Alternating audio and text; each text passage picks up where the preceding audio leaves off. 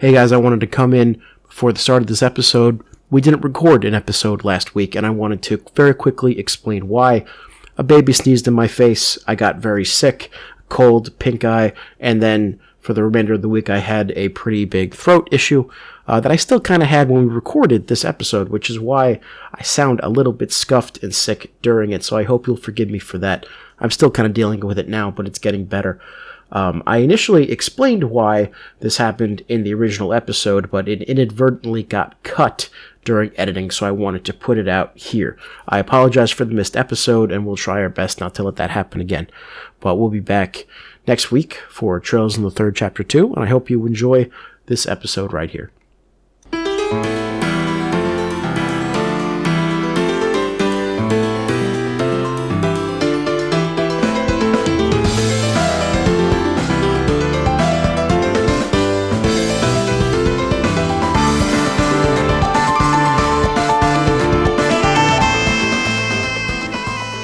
Hello, and welcome to episode 35 of Trails in the Pod. I'm Colin, that's Kevin.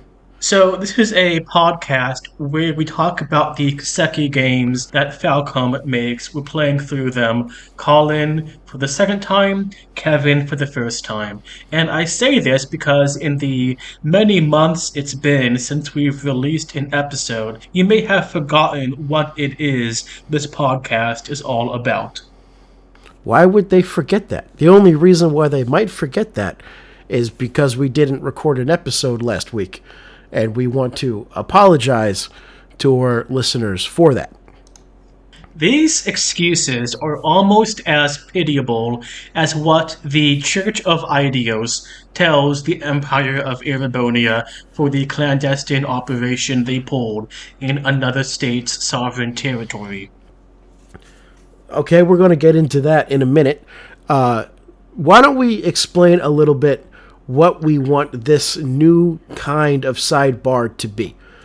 Because we've mostly dealt with video game-based sidebars.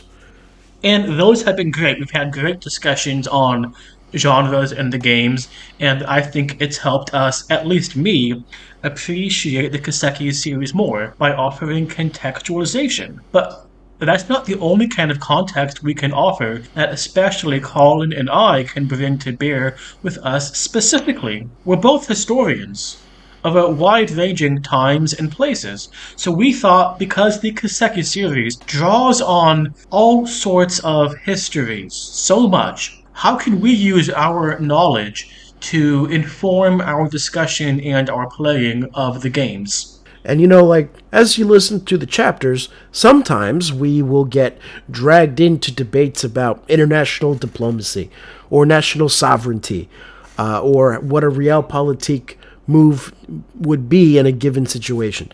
So we want to have sidebars dedicated to these concepts to help explore the theories a little bit more, to think about it a little bit more. This is a trial run, so it's more what we think about the concept than anything else, but we both thought it was pretty interesting how the Gralsritter were operating within the borders of different states with the cooperation of the ruling class of that state, but still operating under their own authority, their own jurisdiction. We wanted to discuss, why that is, what implications that has for geopolitics, and stuff like that. So if you think back, when we discussed that treaty in SC between Liberal, Calvard, and Erebonia, we had a big discussion on sovereignty and the rights of the state and how independent states interact with each other, sometimes as equals, sometimes not as equals in war and peace, but states and states. The Church of Aidios is and is not a state. What is a state, Colin? And I don't mean New York or denial. How would we define a state in, say, the political science terms? Yeah, I normally go for Max Weber's pretty classic definition, which is a centralized entity that has a monopoly on legitimate violence.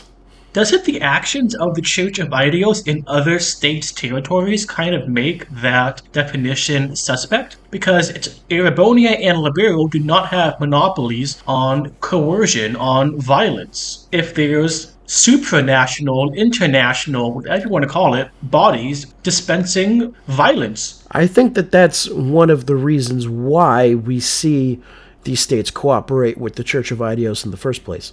Because, just operating off of this definition, a monopoly is also something you can give other people permission to do. If the Church of Aidios is going to come in there and take out a heretic anyway, and it's either with the consent of the ruling state or without the consent of the ruling state giving its consent will help to maintain the sovereignty that it possesses, because it will still have a nominal claim to a monopoly on legitimate violence. So let's walk back a bit and offer some context to what are these specific instances we're talking about. The second game in SC, Kevin Graham is a pretty major component of the actions of the resistance against Ouroboros. In the beginning of the third, we see Kevin Graham and a squad of squatters, say that 5 times fast, kind of hijack an Erebonian airship for the explicit target of apprehending a single weapons dealer with ties to the society. So we have an acute, specific action in one state, and longer term, weeks, maybe months, in the other. My question for you, Colin, is let's go in order. In SC, how much was the government of Liberal aware of Kevin's presence in their territory and his mission? I'm not sure to what degree we know that in SC itself, but let's reconstruct what we can know. We know that from remarks that Kevin has made, / will make later in another game maybe, the bishop of the territory normally knows when a Gralsritter is around, which would indicate that there are communication networks within the church that can then pass on that information. We also know that the royal family knows about the Gralsritter because Julia has to go down with Kevin to this vault thing. That didn't mean Julia didn't know about that, but the state definitely did, because they are cooperating with the church in order to collect artifacts. It would not surprise me if somebody in the state knew about Kevin's presence, but I don't know if we actually know if they knew it at the time. Liberal at this moment is on shaky ground. They barely survived a coup attempt, and they're trying to figure out what part of the apparatus of government can we trust. Cassius Bright was brought in to reform the army. Is it a sign of weakness to allow Kevin to do what he's doing, because he's not very subtle about it? Well, I feel like we've had discussions like this already when we were talking about the Bracer Guild, for instance, that the fact that so much of law enforcement is given over to this third party, this supranational third party, indicates a weakness in the state. And I think to a certain extent it's true. It's not like Liberal or even Erebonia or Kelwood, for that matter, have the same kind of centralized control over its populace that we see in a modern day society. That being said, it seems like the relationship with the church is a lot more deeply ingrained, because we also have to keep in mind that it seems that for the most part, the church is in charge of education. Not completely. We have Yennis Royal Academy and the university, but we also see most people are going to Sunday school. We see that the church is heavily ingrained in hospitals, in healing people. Not completely, but very much involved in that. So for Liberal to cooperate with a Gralsritter during a crisis, it's, to me, it's different than just letting any old buddy walk in, because they already have this long and deep connection with the church. To separate it from the Bracers Guild, there seems to be a, if not significant, then noticeable faction in Liberal, and I believe Erebonia, that does not approve of the mission of the Bracers. We do not see this, I believe, for the church as an institution. It seems to be held in higher regard. Would you say that's the case? Yeah, I mean, so far we've seen different levels of religiosity, right? I'm remembering specifically in the prologue of FC where we have these miners, one of whom is like incredibly pious, The other one's kind of making fun of him for being too pious. But we have not seen anybody that dislikes the Church of Aidios as an institution, and we haven't seen anybody that doesn't believe in Aidios. Keep in mind that the idea of religion as belief is a very early modern Protestant way of looking at things. For the medieval time that this game has a lot of basis in and the Catholic Church, it's a way of life as much as it is private belief. Man, if we want to get into a whole can of worms on that question, I would be very happy to do that. I've always seen it as the Catholic Church creating the distinction at all and praising orthodoxy over orthopraxy, which is the more polytheistic Roman side of it. But that might be going a little bit too far afield from what we're talking about today. Yeah, I mean, we can see, for instance, I'm thinking back now to, there's an episode in Bose, which we now know is pronounced Bose. No, it's Bose. Shit. Anyway, there's a part in Bose in which the mayor keeps kind of like skipping church, and her maid has to keep making her go. And it's kind of for a political reason at that point, that this is something that in her capacity as mayor, she should be doing. There's an expectation that the political administrative side of things will support the ecclesiastical institution. And it's not framed as she has to be individually pious. She has to believe and do the right thing. It's framed as the government needs to show its face in this setting. It's not Mayor Mabel as a worshiper of Aidios. It's Mayor Mabel as the mayor. Yes. So all of this comes down to the Church of Aidios and Liberalian society are very deeply intertwined. So for that state to give a little bit of their monopoly on violence to the church for the hunting of heretics or collection of artifacts, to me this doesn't scream to be a huge deal. It's not a huge weakening of that state. You said a word I want to touch on in brief, Colin. Heretics. Apostasy. So let's look at the prologue to the third, the arms dealer with a connection to the society. The arms dealer is called a heretic. That's really interesting. A religious charge of deviation from scripture, from the tenets of the religion, for what is, you would think, one of the most mundane activities, weapons dealing. Well, it wasn't just weapons dealing. He also had an artifact of incredible power. So without the artifact, then, would the church have let him go on his way? Or are they using that as an excuse to change the situation to make their intervention not only acceptable, but almost mandatory? They have a mission. So far as I have seen it, the point of the Gralsritter is to collect artifacts. And by saying as far as I've seen it, I mean as far as we've seen in these three games.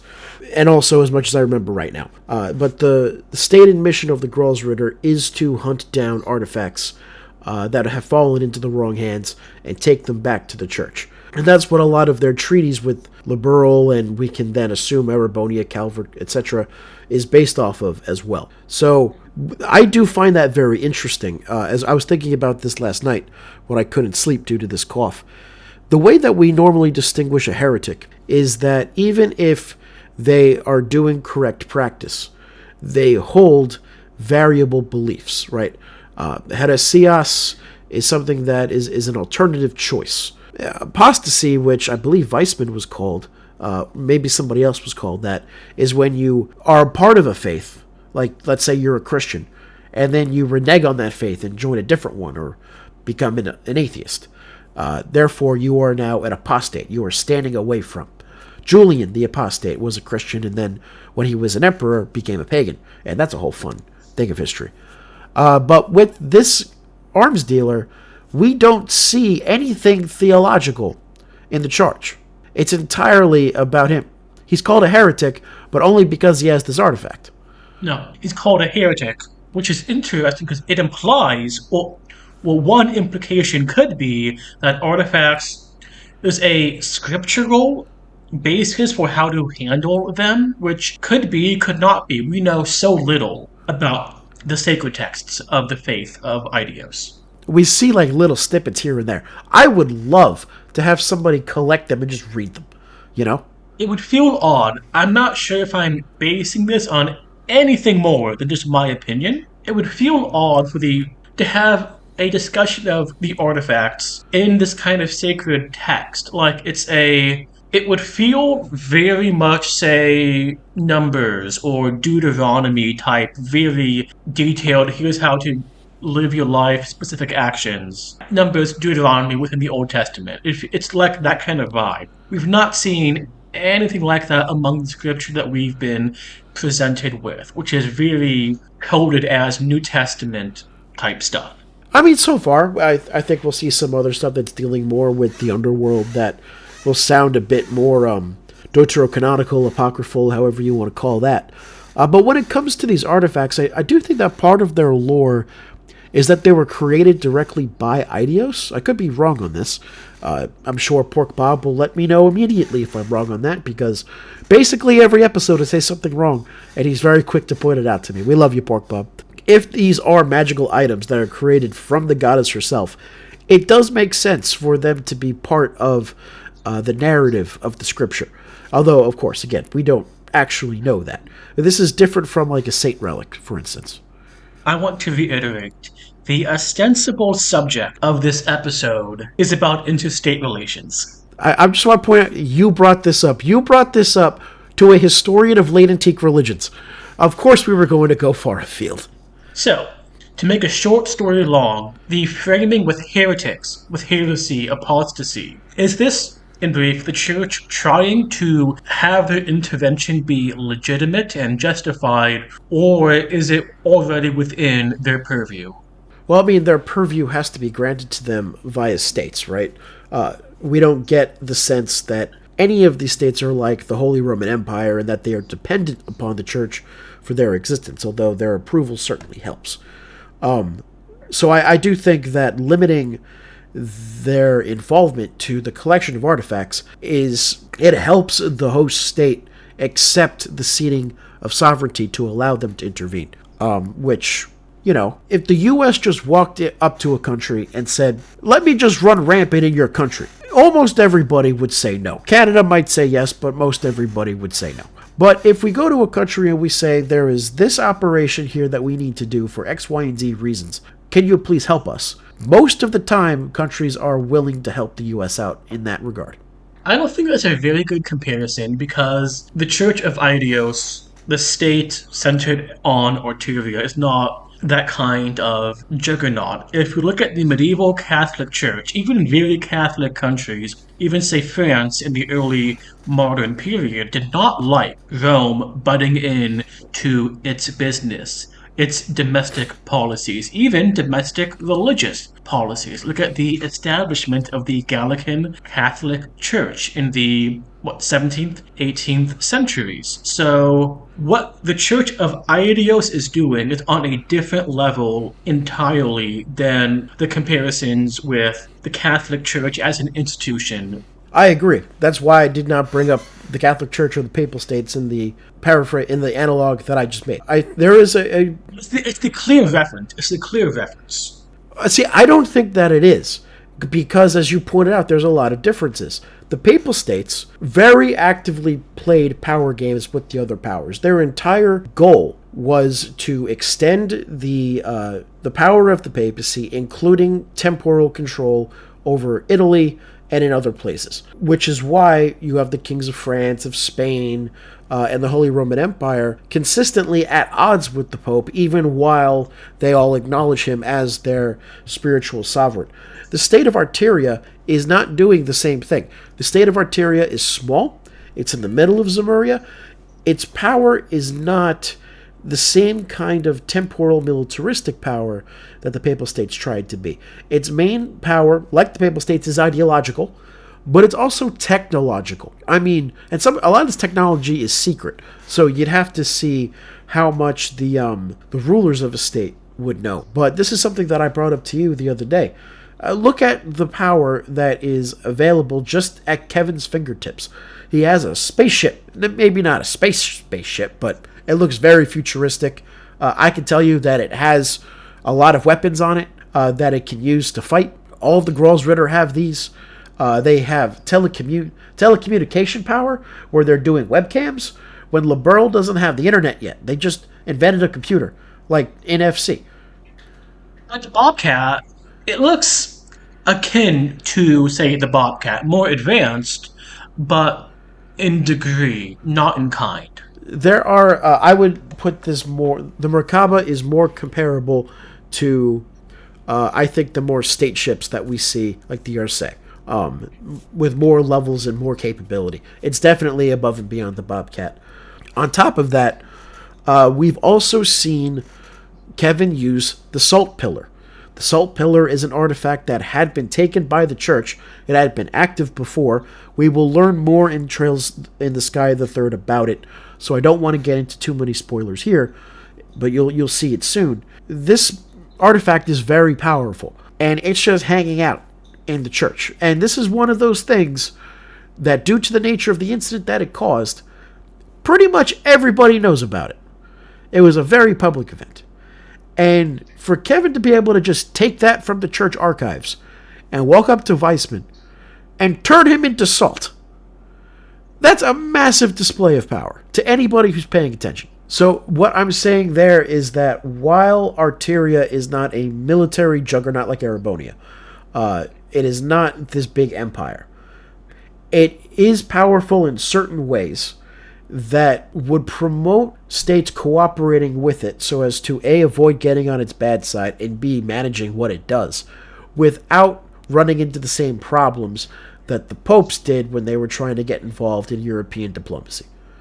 Is it realistic, or maybe that's not the right word, but the Gralsritter, at least so far as we've seen, they don't seem to be concerned with ordinary people's private belief, and not trying to police that. And the Church of Aidios as a whole, from what we've seen, does not seem too concerned about so-and-so average people have not attended church. Mayor Mabel is the exception. And even that's the church is not telling her you have to come. That's the maid, Lila, telling her that she has to go. And I'm sure that a priest would have a disapproving word here and there. For example, we see the priest and Roland make fun of Estelle for falling asleep during sermons. So, there's definitely this societal pressure to be a part of the faithful. But what we don't see is mobilization of state resources to maintain religious orthodoxy in the way that we might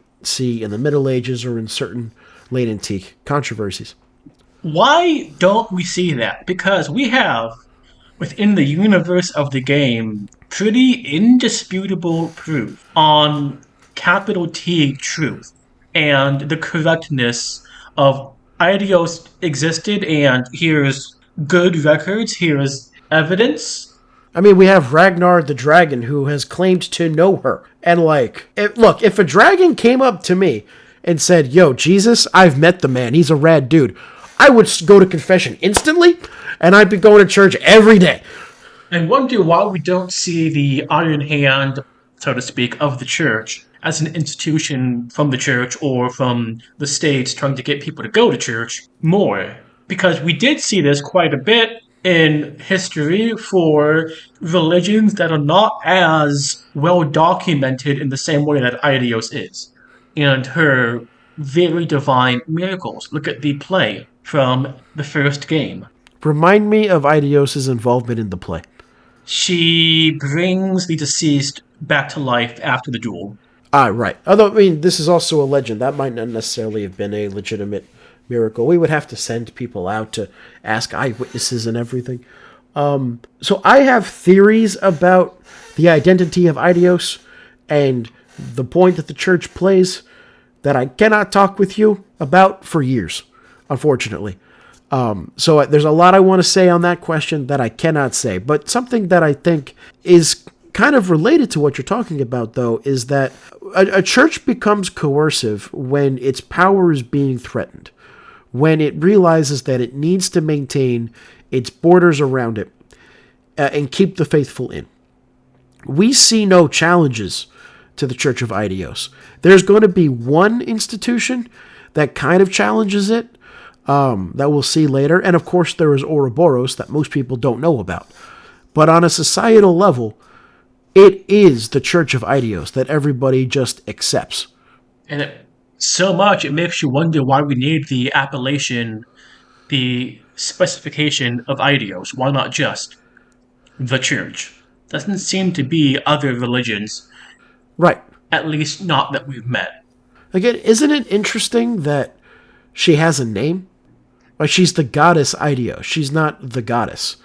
And there's a religion in the Middle East of the game, not of our Middle East, the Middle East of Zemuria, in which Aidios is known by a different name, Ashera maybe, but don't quote me on this. I don't remember, but we learned a bit about it in Kuro.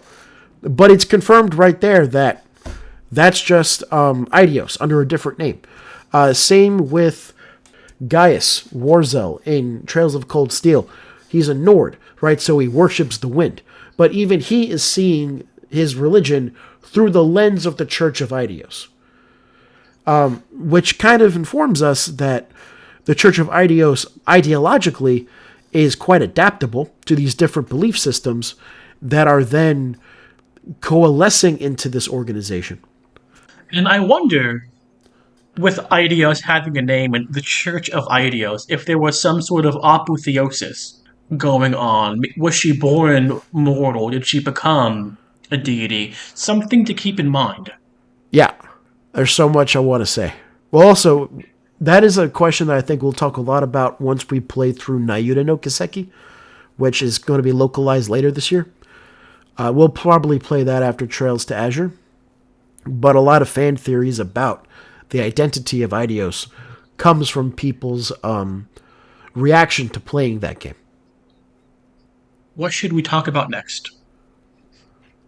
So, something that we should think about just hypothetically here is, why might a state or group want to work in somebody else's borders?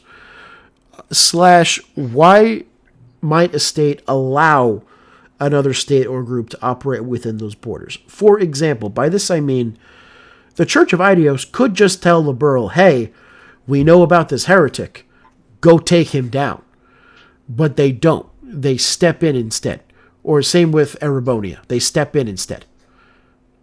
Why do you think that they want to intervene as opposed to just ask Erebonia nicely to arrest the businessman? The two situations are not comparable. Well, no, I asked two different questions, but pick one and talk about it. Oh, and the actions in the prologue of the third, that is very much the church operating from a position of strength. They are going in and acting, and whatever they do with Erebonia before or after, this is the church's mission. It's them making a declaration of strength that they can do this. And I think they could do this without the prior knowledge of Erebonia. It's very possible. We don't actually know if Erebonia knows about it before or after.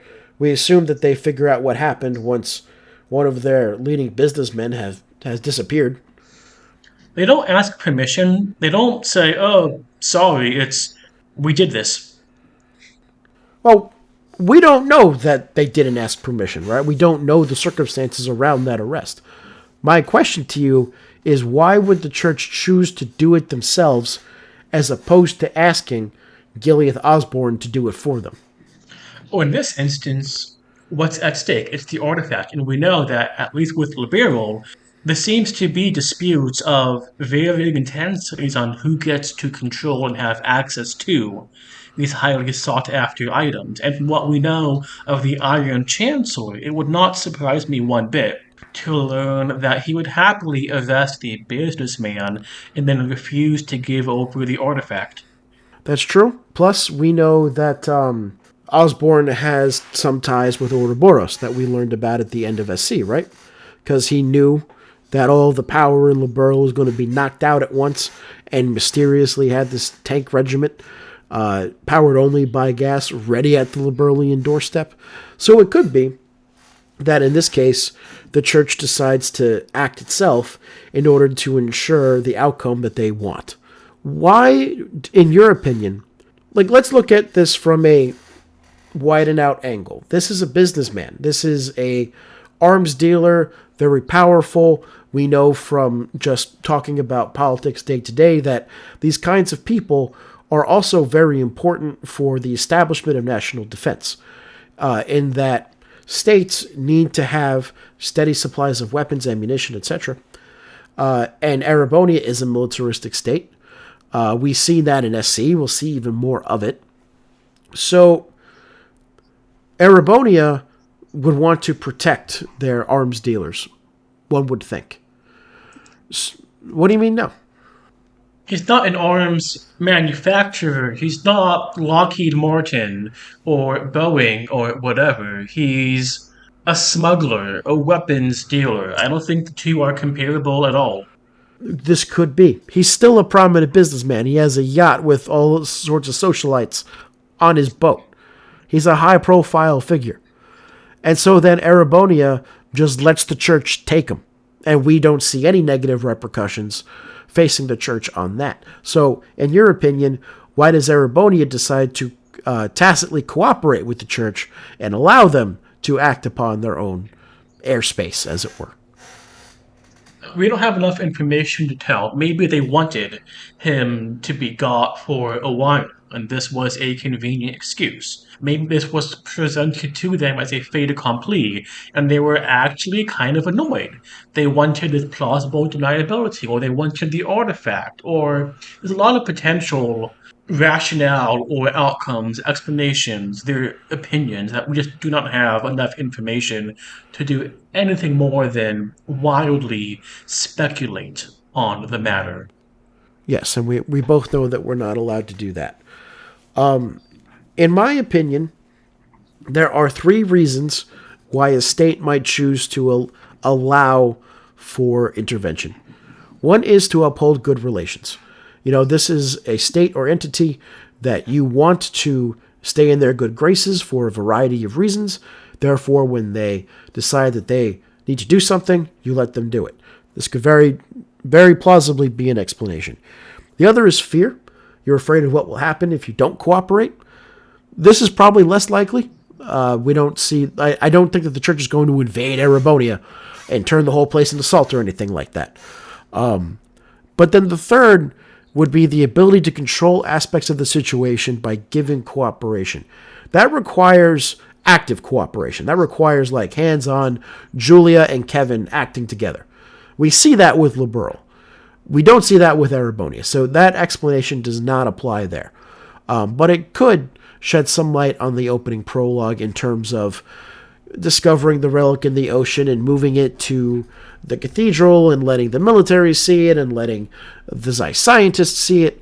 In that sense, it is creating deeper bonds between Liberal and the church and allows Liberal to influence decisions, or at least attempt to influence decisions that would lend better to their interests. This is what we see Erica do by arguing that they should be able to keep the relic, for instance. Yeah, maybe. They're all, I mean, some plausible, but we cannot know at the moment. Speculation only takes us so far, and that's not very far at all, in my opinion.